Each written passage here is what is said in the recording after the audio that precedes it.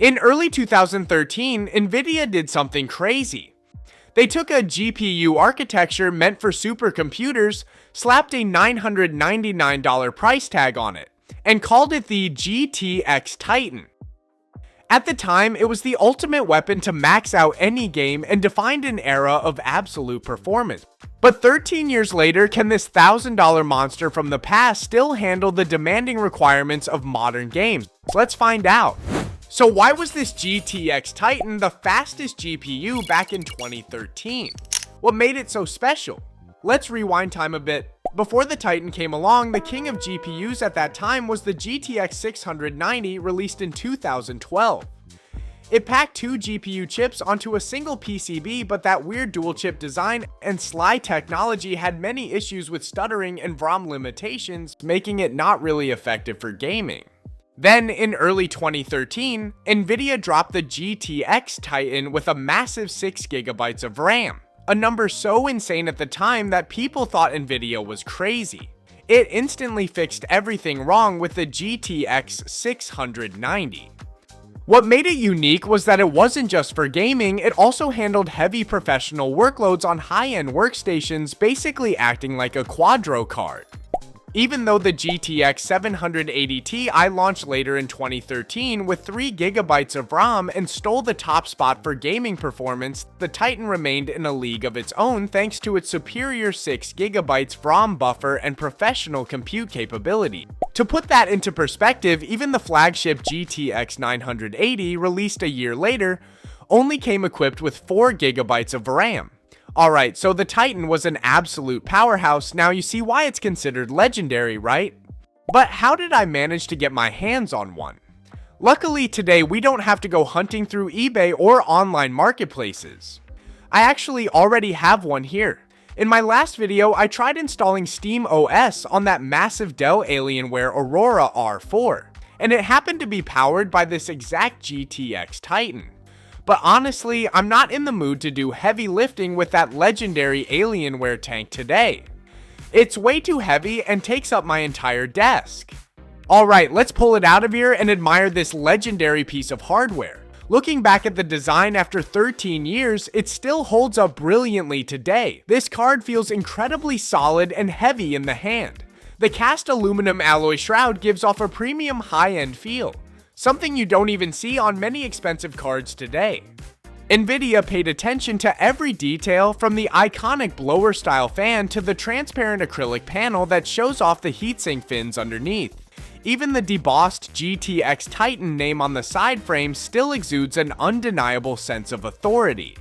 Holding it in your hands, you immediately realize why this thing commanded a $999 price tag back in the day. Now I want to see what it can really do when paired with a modern powerful platform. So we're dropping it into this machine powered by an Intel Core i5-12600K and 16GB of RAM. This setup is definitely strong enough to unleash the full potential of this 2013 Titan without running into any bottlenecks. This card has a TDP of 250 watts and requires an 8-pin and a 6-pin PCIe power connector. Man, a true monster when it comes to my electricity bill. Fortunately, the power supply in this system has enough PCIe cables for it. Let's just hope the power supply doesn't trip mid-game. Hey, hold on. Something's not right. Although the machine was running and the Gigabyte BIOS logo showed up, the screen just went pitch black right after that. What's going on here? Maybe the current graphics driver on this system isn't compatible with the Titan. I'll swap the HDMI cable over to the motherboard to use the iGPU instead. Luckily, we have a display output now. We don't have the driver for this Titan beast on this system yet. Alright, all we need to do now is install the proper driver for it. Go to Nvidia's official website and select the exact model here. And there it is. Version 475.14, released back in July 2024. That was just 2 years ago. It's quite new.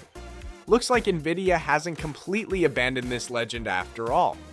I thought this was going to be a smooth ride, but after the installation finished and the system rebooted... Oh my god, what the hell is this? We're in trouble. There are screen artifacts everywhere. Everything is a glitched out mess. Did I damage this Titan? Surely not, right? Is it still okay? So what's causing this?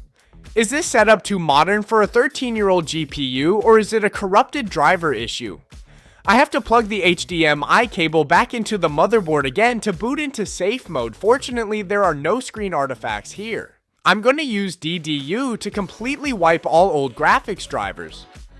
I noticed there were way too many drivers of different GPUs installed on this machine, which might be causing conflicts. I'm not entirely sure, but we need to fix this problem.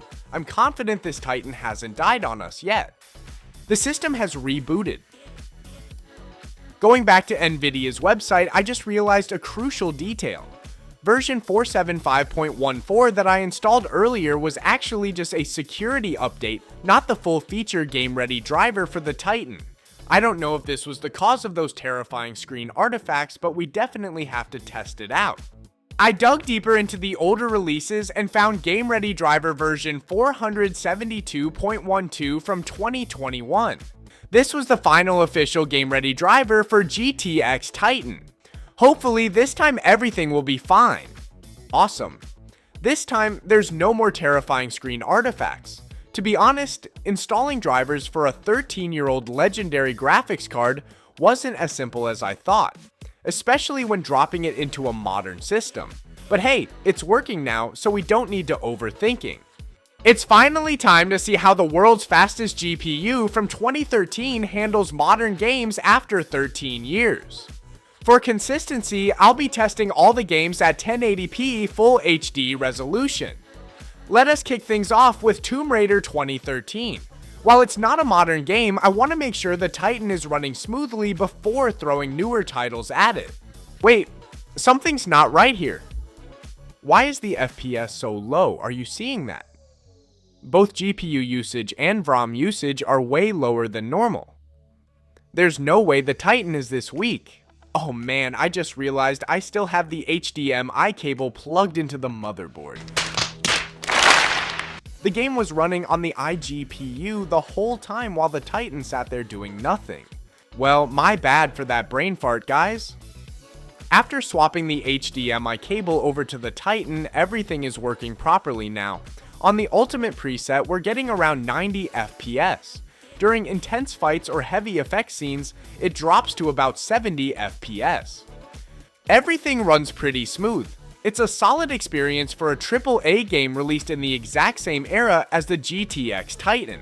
Moving on to GTA 5 with high settings. We're getting around to 100 FPS most of the time. Everything is super smooth.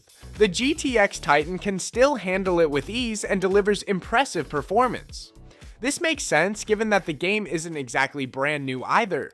However, throughout the gameplay, the Titan constantly ran at 80 degrees Celsius and pulled up to 170 watts of power. It really is an absolute monster in every sense of the word. And now it's time for Cyberpunk 2077. The game simply wouldn't launch. No matter how many times I tried, it kept crashing. Cyberpunk 2077 requires DX12, but this GPU can't handle the newer instruction sets with outdated architecture. It looks like the legendary GTX Titan has finally met a modern game it simply can't handle. Next up is Black Myth Wukong. Thankfully, the game launches without any issues. With everything set to low and super resolution at 67, the game runs at around 30 frames per second. Technically, it's playable, but the image quality is pretty rough. I bumped the super resolution setting up to 80. The visuals look a little better, but there's a trade-off. Frame rates drop below 30 frames per second, making the gameplay noticeably choppy. Next, I switched the upscaling method to NXSR, but it didn't make much of a difference. Then I tried FSR3 and I was immediately kicked out of the game. So yes, the GTX Titan can run Wukong, but that's really where it ends. It simply can't take advantage of modern frame generation or the latest upscaling technologies, which are becoming increasingly important in today's games. Let's move on to Counter-Strike 2, and great news, it launches without any issues. At medium settings, the game stays above 100 FPS most of the time. This is quite good for a fast-paced shooter. This 13-year-old card can still handle it well. Thankfully, CS2 still supports DX11.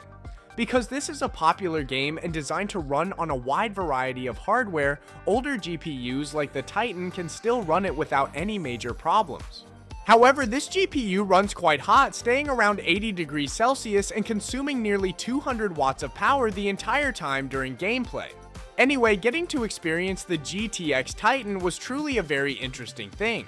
There is no denying that this is a true legend, but with technology evolving so rapidly, it feels like this monster has finally been left behind. So what do you think? Is it still worth experiencing at the present time?